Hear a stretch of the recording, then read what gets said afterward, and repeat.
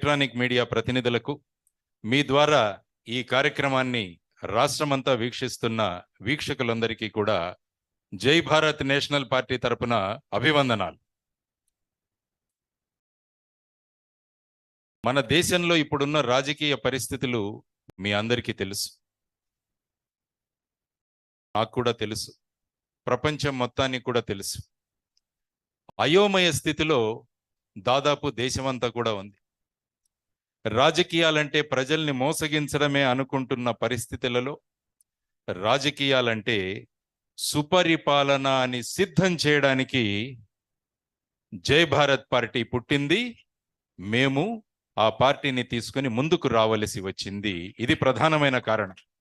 రాజకీయాలంటే మోసము అనుకుంటున్న ప్రజల యొక్క అభిప్రాయాన్ని మార్చి రాజకీయాలంటే సుపరిపాలన అని సిద్ధం చేయడానికి, నిరూపించడానికి రావలసి వచ్చింది.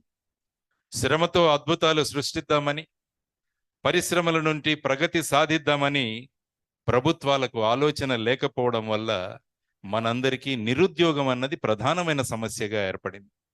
2014వ సంవత్సరంలో ఈ రాష్ట్రం ఏర్పడినప్పుడు ప్రత్యేక హోదా ఇస్తామని పార్లమెంటులో మాట్లాడి 2014 విభజన చట్టం వచ్చిన తర్వాత అందులో ప్రత్యేక హోదా గురించి ఎవరూ మాట్లాడలేదు. రాష్ట్రంలో ఉన్న నిరుద్యోగానికి ప్రధానమైన కారణం నా ఉద్దేశంలో ప్రత్యేక హోదా రాకపోవడం. ఒకరేమో ప్రత్యేక హోదా వద్దన్నారు, ప్యాకేజీ ముద్దన్నారు. మరొకరు కేంద్రం మెడలు వంచి ప్రత్యేక హోదా తెస్తామన్నారు. ఇంకొకరు తలలు తెగిలి పడిపోయినా పర్వాలేదు కానీ హం లడేంగే అన్నారు. హోదా రాలేదు, ప్యాకేజీ రాలేదు, మెడలు వంగలేదు, తలలు తెగి పడింది లేదు. మనకు మిగిలింది నిరుద్యోగం. మన రాష్ట్రానికి మిగిలింది నిరుద్యోగం. ఇక్కడ చదువుకున్న పిల్లలు హైదరాబాద్కి, బెంగళూరుకి ఇటు వెళ్ళిపోతుంటే దాని గురించి ఎవరూ మాట్లాడలేదు. 3 సార్లు మనకు అద్భుతమైన అవకాశం వచ్చింది.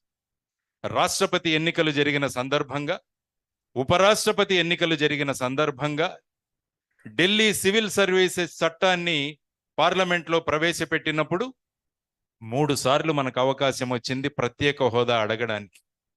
కానీ అడిగే ధైర్యం ఎవరికీ లేదు. కానీ మళ్ళా దాన్ని ఎలక్షన్ ముద్దాగా తీసుకొచ్చి మళ్ళా ప్రత్యేక హోదా కోసం పోరాడతామని మళ్ళా చెప్పబోతున్నారు.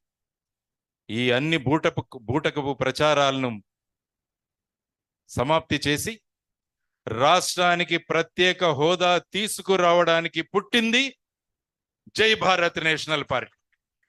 ప్రత్యేక హోదాను ఎలాగైనా తీసుకొస్తాం మేము.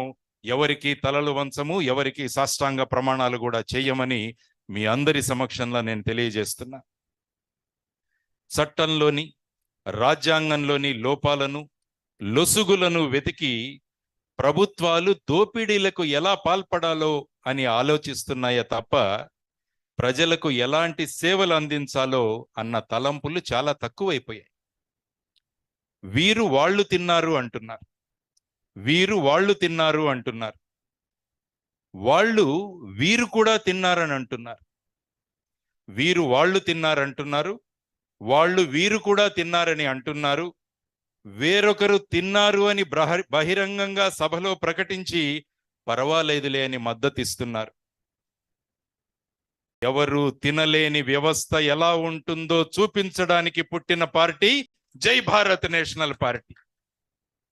అవినీతిని అంతమొందించి ఎవరు ₹1 తినలేని ప్రభుత్వాలు ఎలా ఉంటాయో చూపించడానికి పుట్టింది జై భారత్ నేషనల్ పార్టీ. ఇది అందరూ గమనించాలి. మన దేశానికి 75 సంవత్సరాల కింద స్వేచ్ఛా స్వాతంత్రాలు లభించాయి. అవి ఎంతగా దుర్వినియోగం అయ్యాయంటే మనకు మనమే బందీలుగా మారిపోయాం. మనం బందీలుగా మారిపోయాం. మళ్ళీ మనం పూర్వంలాగా పరతంత్రంలోకి వెళ్ళిపోతున్నాం. పెత్తందారులను మార్చాం కానీ బానిసత్వం నడుస్తూనే ఉంది. పెత్తందారులను మారుస్తున్నాం కానీ బానిసత్వం నడుస్తూనే ఉంది. ఒకరు అభివృద్ధి అని ఒక నగరం కట్టడం వైపే లక్ష్యం